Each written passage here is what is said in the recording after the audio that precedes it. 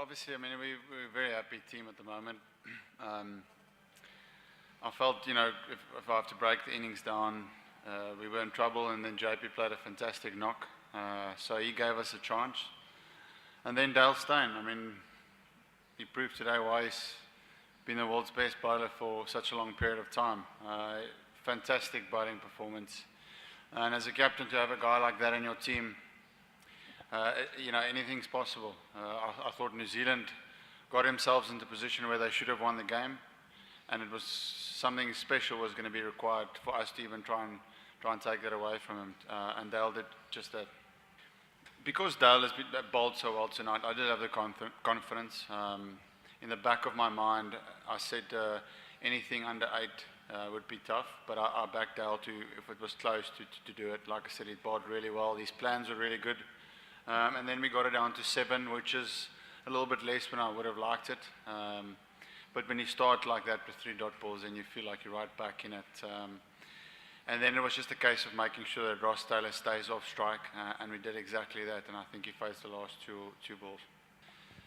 Yeah, he was hitting the ball sweetly. So it's important when you're standing together as a captain and bowler is to try and make sure you get him off strike and bowl to the other batsman. He was the one that was on fire tonight. So all you're discussing really is to try and make sure, to get the other batter on strike. But he still got boundaries, which was a problem for us tonight. It's an area where we'll practice hard and make sure we're good again in the next game. When a guy is going like that, you have to find a way to make sure you get him off strike. And there was a lot of boundaries from his side tonight. So it's something there's room for improvement in our tactics, and we'll look at that and make sure we get some good plans for the next couple of games. The last couple of games I've sort of looked at the wickets, and 45 on this specific wicket or ground, it seems to be the par score. So I just wanted to get close to as possible as to that score, and then not more than 2 wickets down. So I think we were 43 or something after 6 overs, or yeah, that was the case. So I thought our power play was decent. We lost an extra wicket, which wasn't ideal, which meant that JP and Ash had to consolidate for a little bit longer. And then they played it beautifully to make sure, with our hitters at the back, to make them sure that they come in when there's not too much balls there, so they can just come in and use their striking capabilities. So I thought we paced the innings well. Like I said, probably one too many wickets in the first 7 overs. But JP played really well. He controlled the innings beautifully, taking risks when it was needed, and also making sure that the strike was rotated every time. So as a blueprint of a 2020 innings, that's one of the better ones you'll see. No. I mean, it's a fantastic win for us, but we're still very humble in our victory tonight, because we know it's just only one hurdle. So we've got a long way to go. We've got to make sure that the Netherlands, and then when we get closer to that semi-final, they'll be taking some stumps out the ground. Yeah, I think the vital thing with Ash is his role is to bat with someone, and if someone else on the other side keeps scoring boundary, and Ash is the structure and the solidness through the batting lineup. So I think today it wasn't a bad thing. Like I said, we lost too many wickets. 3 wickets is a little bit, it's one too many.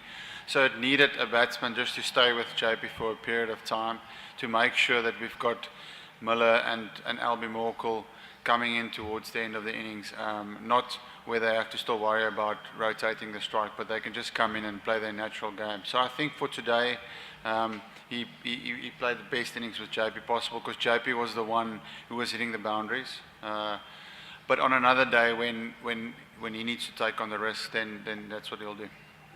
Yeah, I mean, if I have to look at our top 5, certainly it's all guys, apart from Hashim, it's all guys that naturally play quite aggressively. So like I said, he fits into that game plan where it's his role just to almost maneuver the rest of the innings, get those guys on strike. But like you're saying, if on a day those guys won't be scoring runs, then Nash knows that he has to play a little bit quicker. No, Netherlands is certainly not easier. The days of big nations rocking up and thinking there's easy games of 2020 cricket are gone. I've seen it so many times. I remember the Ireland-England game where Ireland played a fantastic game of cricket. I mean, the shorter the game is, the more opportunities one or two guys can have to take a game away. And they do have dangerous players in their team.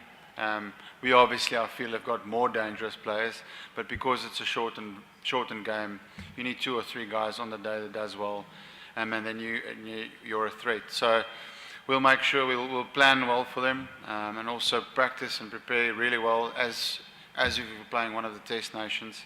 And then the hamstring, the plan was tonight not to sprint at 100%, to try and save it a bit, but when that ball goes over your head, I was running as quick as I can. So happy that I've gone through the game with no serious pain.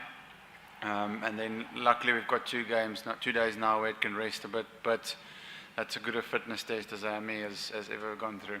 Good. I didn't think so when Ash hit the ball to JP's bat there and he got caught. I thought, oh, it can't be one of those days again. So you need luck. It's every team who plays 2020 cricket needs luck. It's just when you'll see the guys that win trophies, there's always things going for them, and hopefully we can get those ducks in a row and everything happening for us now. But like I said, that dismissal today was very jammy. You don't see that too often. So we were lucky that something went our way also on the field.